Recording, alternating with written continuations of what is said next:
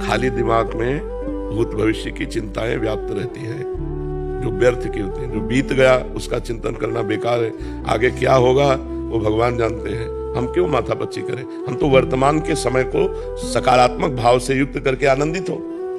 बुद्धिमान वही है जो वर्तमान के समय को भागवतिक भाव से युक्त करके, सकारात्मक भाव से युक्त करके आनंदित हो। वो मूर्ख है जो भूत भविष्य की चिंता में वर्तमान को नष्ट कर रहा है। जो हो गया सो हो गया, अच्छा हुआ या बुरा हुआ, जो होगा वो हो देखा जाएगा, अच्छा हो या बुरा। वर्तमान में यदि हम राधा राधा जप रहे तो हमारा भूत भी पावन हो जाएगा और भविष्य भी प्रकाशवान हो जाएगा।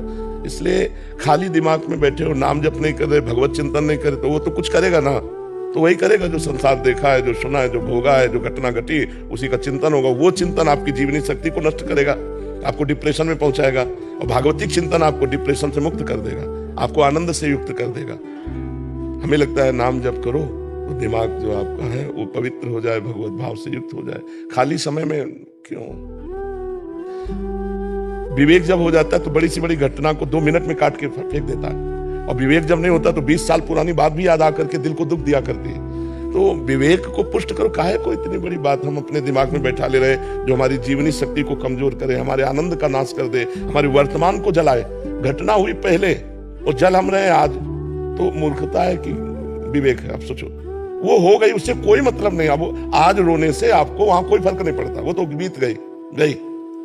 अब वर्तमान के इस सेकंड को आप पावन क्यों नहीं बना लेते? जो ये वर्तमान अभी भूत बनेगा ना, तो भूत भी अच्छा हो गया और भविष्य भी अच्छा हो गया। वर्तमान को यदि हम वर्तमान की केवल 1 मिनट की बात कहते हैं, 1 मिनट के बाद जब दूसरा मिनट लगेगा वो फिर हमारा वर्तमान होगा। हम वर्तमान के एक मिनट को यदि संभाल कर चलते हैं तो हमारा भूत भी पावन होगा और भविष्य भी मंगल में होगा। अब भूत और भविष्य की चिंता में अगर हम वर्तमान को नष्ट करते हैं तो हमें लगता है फिर हमारी मूर्खता हमको दुख देना चाहती है। हमें इस मूर्खता को दूर करना चाहिए। कल क्या होगा? वही होगा जो मंगल भवन ने रच रखा है। पीछे अब ऐसा हो गया तो वो तो हो गया, उसमें क्या है? अब लो नशानी अब ना सही हो, आज तक गलती हुई अब नहीं करूंगा। अब वर्तमान को सुधारो, राधा राधा राधा। इस मिनट में हमसे कोई गलती ना होने पावे तो यही मिनट भूत बन गया, और इस मिनट में गलती ना होने पावे तो हम अगले मिनट की तैयारी कर रहे हैं गलती ना होने वाले की, तो भविष्य भी हमारा उज्जवल हो गया। वर्तमान के सेकंड और मिनट को संभालते चलो, आपका भूत भी पावन हो जाएगा और भविष्य भी उज्जवल हो जाएगा। डॉक्टर आशीष जी, राधे राधे श्री राम। राधे राधे महाराज जी। महाराज जी, आपका सत्संग यूट्यूब के माध्यम से पिछले 6 महीने से सुन रहा हूँ। इससे जीवन में बड़ा परिवर्तन आया। वृंदावन पहली बार आए हूँ, आपके सत्संग में सुना है कि जिस पर राधा रानी की कृपा होती है वही वृंदावन आ सकता है। तो क्या मैं ये समझूं कि मुझ पर राधा रानी की कृपा है? जी पक्का। प्रथम यथामति प्रणवो श्री वृंदावन अति रम्य, श्री राधिका कृपा बिनु सबके मनन अगम्य। आप मन से भी नहीं सोच सकते वृंदावन, अगर शरीर से आने की तो बात जाने दो, मन से भी नहीं सोच सकते कैसा होगा वृंदावन। अगर आप आए हैं तो मेरी महारानी जी ने कृपा की। जिनको वृंदा विपिन है कृपाति नहीं की हुए, तभी तो वृंदावन में आना होगा। वृंदावन में 1 घंटा रहना या 1 दिन रहना ये बड़े सौभाग्य की बात है। तो श्री जी की कृपा है, अब इस कृपा को और बढ़ाओ। अब हर समय नाम जप करो। जब श्री जी ने इतनी कृपा की है तो राधा राधा राधा राधा। सत्संग सुनो, नाम जप करो, अपने कर्तव्य का पालन करो। जो कर्तव्य है, व्यापार, नौकरी, किसानी, डॉक्टरी, मास्टरी, जो भी है वो भगवान की पूजा है, ऐसा मानकर करो। कमाए हुए धन से परिवार रूपी भगवान की सेवा करो, परिवार को सुखी रखो और नाम जप करो। जीवन पूरा हो तो भगवान को प्राप्त हो जाओ। जयकांत पटेल जी, शिकागो से। राधा राधा महाराज जी, राधे राधे। महाराज जी, जब नाम जप में मेरा मन नहीं लगता तो जबरदस्ती नाम जप करना चाहिए। फिर मन में सवाल आता है कि अगर मन नहीं लगता तो ये भगवान के प्रति प्रेम है या सिर्फ मेरा भगवत प्राप्ति का स्वार्थ? कोई नहीं, कुछ नहीं सोचना, ये सब केवल बुद्धि की विवर्त है। हम जहर आपको श्रद्धा से खवावे तो मरोगे ना, या आप श्रद्धा से खा लो मरोगे। अश्रद्धा से खा लो या हम छल से खवा दें, उसका प्रभाव कहाँ जाएगा? तुम्हारे श्रद्धा, अश्रद्धा, छुपाओ, प्रगट, गुस्सा, कैसे भी जहर खाओ, उसका प्रभाव हटेगा क्या? नहीं हटेगा। वो मारण शक्ति रखता है, वो मारेगा। ऐसे ही नाम में तारण शक्ति है, मंगल शक्ति है, आनंद शक्ति है, सब सुख शक्ति है। तो भाव कुभाव अनख आलस हो, नाम जपत मंगल दिसरस हो। हमें किसी न किसी तरह से नाम से जुड़े रहना है। हमारा मन कहे कि तू स्वार्थी है, हाँ बढ़िया है, तू परमार्थी है, बढ़िया है, तेरे सपोर्ट से नहीं। मैंने नियम लिया है कि मुझे नाम जप करना है, आनंद मिले ना मिले, मन लगे ना लगे, श्रद्धा बने ना बने, भाव को भाव अनख आलसहु, नाम जपत मंगल दिश दसहु। दसों दिशाओं में कहीं भी चले जाओगे मंगल होगा। राम कृष्ण हरि, जो नाम प्रिय लगे भगवान का खूब नाम जपते रहो, ठीक है। ये मन की बातें, मन बहुत बदमाश है, वो तो गंदी बातों में ले जाना चाहता है। हाँ प्रभु, ये मेरी बहुत भयंकर दुर्गति हो रही, 2 साल अंतर बाहर भी चल रहा हूँ, बाहर से भी प्रतिकूल, अंदर से भी प्रतिकूल। क्यों, कारण क्या है? पहले आपके यहाँ से सत्संग मिले आए थे 20 जून को एकांतिक में, तब मैंने ये सब बंद कर दिया था 1 साल से। मतलब 2 सालों में कोई भी पाप आचरण गलत तो नहीं किया, फिर भी अंदर से बहुत भयंकर दुर्गति हुई, रात को नींद नहीं आती, फिर भी मैं गलत तो नहीं कर रहा हूँ, बिल्कुल नाम भी जप कर रहा हूँ 4 बजे। देखो, जब तक नाम जप के द्वारा पाप भस्म नहीं होते तब तक ये स्थिति नरक जाके भोगनी पड़ती कल्पों। अगर यहाँ 1-2 साल में नाम जप और बढ़ाओ और ये भस्म हो जाता है तो रो पड़ोगे आनंद में नाचने लगोगे। अपने द्वारा किया हुआ पाप, अगर जो हमको नरकों में कल्पों भोगना था, अगर हम मनुष्य जीवन में 1-2 साल में जल करके उसे पार कर जाते तो बहुत अच्छी बात है ना। ये जलन ऐसी भगवान नहीं देते जो सह ना सके, भगवान उतनी ही जलन देते जितनी सह सको। तो आप राधा राधा जपो और धैर्य पूर्वक सहते रहो। जिस दिन पाप नष्ट हो जाएगा उसी दिन देखना हृदय शीतल हो जाएगा, मन प्रसन्न हो जाएगा। बाहर से क्या जल रहे हैं? बाहर से जैसे प्रतिकूलता और पिताजी, अंदर की अगर ठीक हो जाए तो बाहर की प्रतिकूलता से क्या परेशानी? बाहर जैसे माहौल है पूरा खराब है, पूरा माहौल है खराब है, और पिताजी शराब पीते हैं और हम तुमने बंद कर दिया पहले का पुराना अभ्यास। हमारी बात सुनो बच्चा, लंका में विभीषण जी ने भक्ति कर ली, तुम्हारे यहाँ लंका से ज्यादा विनोदी बात थोड़ी है। लंका निश्चर निकर निवासा, यहाँ कहाँ सज्जन करिवासा। निकल जाओ बच्चा, तुम बहुत अच्छे आदमी हो, जो गलती हो गई हो जाने दो, अब आगे मत करना। अंदर जो जलन हो रही उसको सह जाओ, बाहर जो प्रतिकूलता मिलती है वो भगवान की कृपा से मिल रही, आगे चलकर आप आनंदित हो जाओगे। जी वहीं रह के प्रतिकूलता, और क्या भागना थोड़ी, भागोगे तो जहाँ जाओगे वही प्रतिकूलता मिल जाएगी। जी आपने बोला निकल जाओ बच्चा, तो निकल जाने का मतलब उस प्रतिकूलता के दुख से निकल जाओगे। जाना कहाँ है? हम कहते हैं कहीं भी जाओ सब जगह माया है, कहाँ जाओगे? गुफा माया नहीं है क्या? कहीं भाग के जाओ सब जगह माया, और अगर भजन करो तो सब जगह भगवान है। जब सब जगह है तो वहां भी है, सब में है तो पिताजी में भी है, चिंता क्या करनी? अरे अभी तुम समझे नहीं, अभी नादान पने में लड़ रहे हो। वहीं रावण की सभा में बैठते थे विभीषण, लंका में ही रहते थे और राम का डंका बजाए थे अपने हृदय में। नहीं तो हमको भक्ति करनी भाई। देखो, चतुर वही है जो अपने को भक्त ना साबित करे, भक्ति कर ले जाए, नहीं तो विरोधी भावों को भी झेलना कठिन होता है ना। पिताजी शराब पी क्या रहे, तुम उनके चरण छू, हे भगवान कोई भी नाटक करो, मालिक आप ही हो, प्रभु आप ही हो, इसमें ये पिता के रूप में आप ही हो प्रभु, कुछ भी लीला, आपका भजन बन रहा है, वो गाली दे चुपचाप सह लिया। मस्त रहना सीखो यार, हर परिस्थिति में मस्त रहना सीख गया, यही तो ज्ञान है। और क्या ज्ञान है? दूसरे को उपदेश देने से केवल थोड़ी, दुख सुख में लाभ हानि में मान अपमान, राधा राधा राधा, जय हो प्रभु आपकी जय हो। हर कदम हम प्रभु की तरफ बढ़ते जा रहे, जय हो। क्या हानि है? ठीक है, कुछ शीतलता पड़ी कि नहीं पड़ी? कुछ छींटे पड़े ठंडे के नहीं पड़े? पड़े महाराज जी, हम पिताजी के पैर भी छीते, आपने बोला ना जब से, पहले गाली देते तब भी छीते। बिल्कुल वो आनंदित रहो, ज्यादा दुखी मत हो यार, मौज में रहना सीखो। वो नरकों का कांड सुना जब से, बहुत भय लगता है पाप आचरण का। नरकों का वर्णन सुन लिया महाराज, जो नरकों की चर्चा सुनी तो भय लगता है, भय लगता है कि पाप आचरण ना हो बिल्कुल भी। हाँ ये तो बहुत बढ़िया बात है। फिर भी थोड़ा एक दूसरा बुराई कर देता, फिर भी हो ही जाता है थोड़ा। नहीं, थोड़ा बहुत बचा लो, तुम चिंता मत करो, नरक नहीं जाओगे। राधा नाम जपने वाला नरक नहीं जाता। जलना नहीं, आज से आनंदित रहो, मस्त रहो एकदम। अमन जी जम्मू से, जय श्री हरिवंश। श्री हरिवंश महाराज जी, आपके चरणों में राधे राधे। महाराज जी, आपकी सत्संग की कृपा से इतना तो समझ आ रहा है कि जब कोई एक इंसान के साथ दूसरा इंसान बुरा करता है तो समझ आता है कि पहले वाले ही हमने बुरे कर्म किए होंगे उसकी वजह से, बट फिर ये भी आता है कि वो तो नया पाप कर रहा है। नहीं, आपको कैसे पता? आप कैसे कह सकते हैं नया?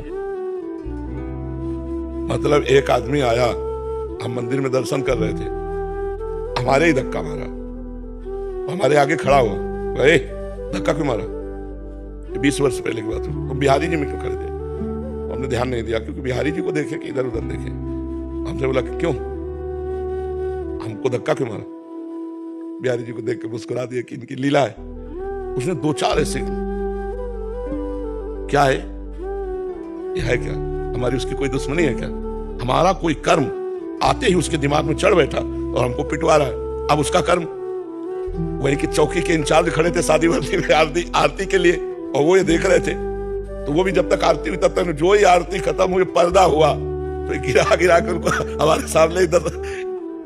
अब साधु अवज्ञा तुरंत भवाली कर कल्याण अखिल के हानि, उनका भी कर्म था और हमारा भी कर्म, हमें उन्होंने पीटा और पुलिस ने उनको पीटा। मर्जी ऐसा कर्म चक्र चलता रहेगा। और क्या, जब तक बदल करके मिटा नहीं दोगे तब तक यही चलता रहेगा। आप कैसे जानोगे? किसी का पुराने जन्म का कुछ है या अभी आके अगर उसको भुगतना है, तो जो जिसकी वजह से भुगत रहा है वो भी उसी चक्कर में दोबारा आ गया। जैसे आपने बताया अभी कि उनको बड़ी मार पड़ी, तो वो उनका भी पाप के भाप की तो बनी गई, यहाँ पे तो उन्होंने भोगा। अब जैसे इस कर्म को रोका जा सकता था, उनको ऐसा महसूस हुआ कि इन्होंने हमें धक्का मारा, तो इतना देख लेते कि संत हैं, अगर धक्का भी लग गया तो हाथ जोड़ करके खड़े रहते तो कर्म निपट जाता। हमारा प्रारब्ध जोर पड़ गया, उनको पीटना पड़ा, और उनका ये कर्म भगवान के सामने साधु वेश को पीटना जोर पड़ गया और उनको वहां पीट गए।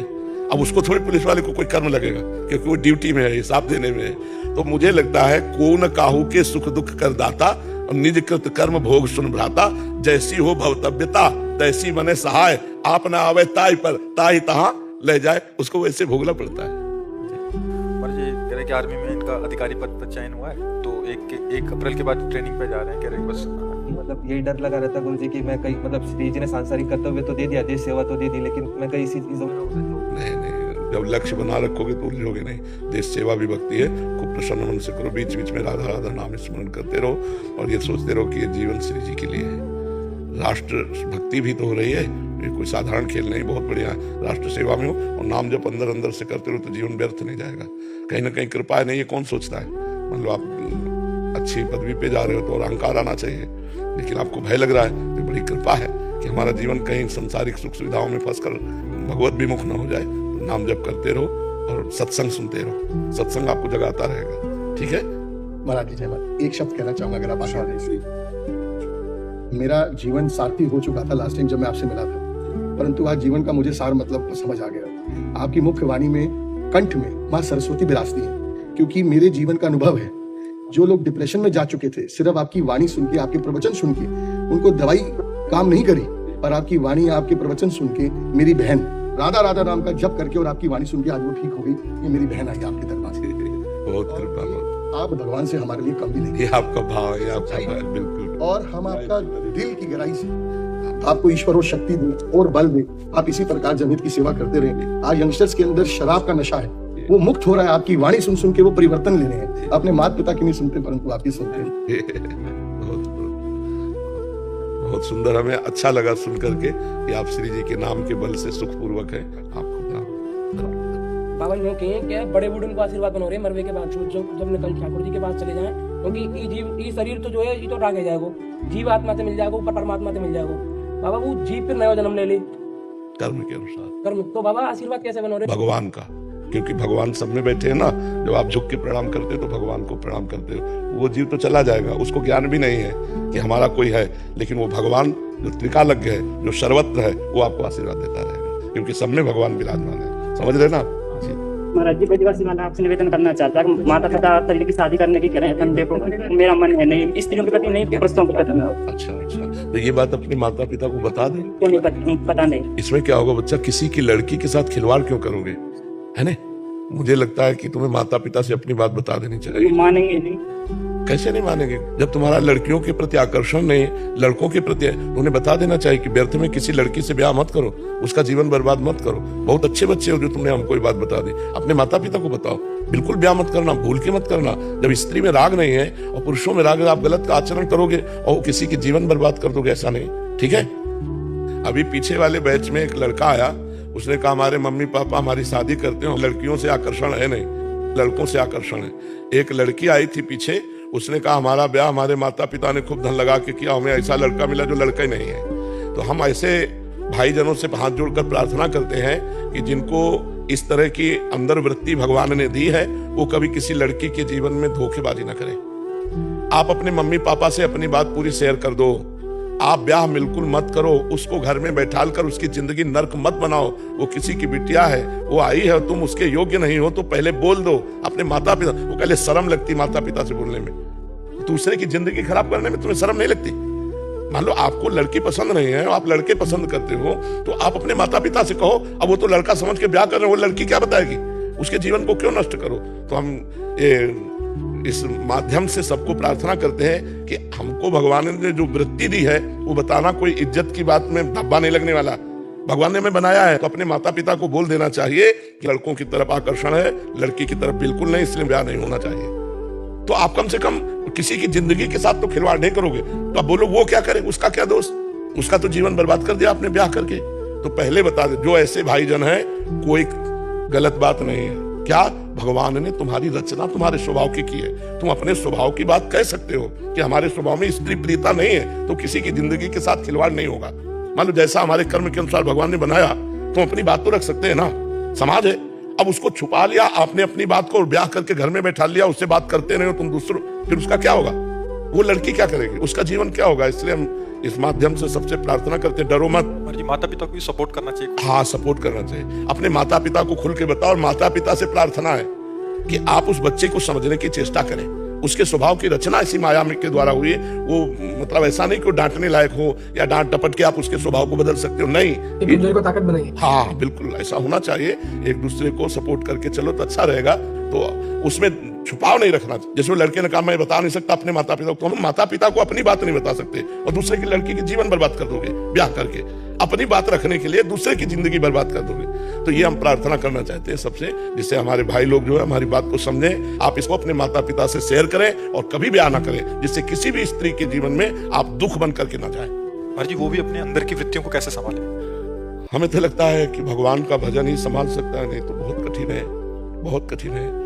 नाम जप करो और भगवान की भक्ति, अगर संभाल सके तो सबसे बड़ी विजय एक हो गई कि मतलब माता बहनों की तरफ आकर्षण नहीं और पुरुषों से भाव न रखे तो आगे निकल गया भजनानंदी महात्मा। फिर क्या हो गया, जब हमको हितधाम में प्रश्न आया था एक, तो हम इन लोगों से पूछा था क्या होता है ये, क्योंकि हमने शास्त्र में नहीं पढ़ा, हमने कभी स्कूल में नहीं सुना। ये तो अभी मतलब ज्यादातर प्रकाशित हुआ है, नहीं तो पहले प्रकाशित नहीं। स्त्री स्त्री से मोहित हो रही है, पुरुष पुरुष से मोहित हो रहा है। अगर रुचि विधाता ने दे दी है तो फिर उसी रुचि से जीव जीता है। तो भगवान कलयुग भगवान कुछ नई रीतियां चला दी हैं जो हमारी समझ में नहीं आती, पर हमें लगता है कि ऐसी बहनें ऐसे भाई अपने परिवार को व्यक्त कर दें। नहीं, आपको पुरुष प्रिय नहीं है, आप ब्याह करके गई, उसके साथ नफरत का व्यवहार करेंगी, बहुत गलत हो जाएगा। आपको स्त्री प्रिय नहीं है, आप उसके साथ नफरत का व्यवहार करेंगे, बहुत गलत हो जाएगा। जैसा विधाता ने रचा हो, पर विपरीत संबंध रच करके आप दूसरे को मतलब दुख ना दें, ये हमारी प्रार्थना है। श्रीमती निहारिका शर्मा जी, कानपुर से। राधे राधे महाराज जी। महाराज जी, सब कहते हैं माया त्याग दो, परंतु महामाया की माया से तो जग चल रहा है, इसका सार क्या है महाराज जी? माया त्याग दो, कौन त्याग दे? सांसारिक चीजों के प्रति, संबंधों के प्रति। देखो, अगर हम माया समझे तो माया है, भगवान समझे तो भगवान है, और प्रसाद समझे तो प्रसाद है। हम कह रहे निगेटिव जाओ क्यों, पॉजिटिव आओ ना। हमें रबड़ी अच्छी लगती है, हम भगवान को भोग लगा दिए और 2-4 को बांट दिए, पा ली। अब हमने रबड़ी नहीं पाया, हमने प्रसाद पाया। हमें पति प्रिय लग रहा है, हम पति को भगवान को स्वरूप मान लेते हैं। मेरे भगवान पति के रूप में आए, खूब प्यार करो, कोई मानने वाला नहीं।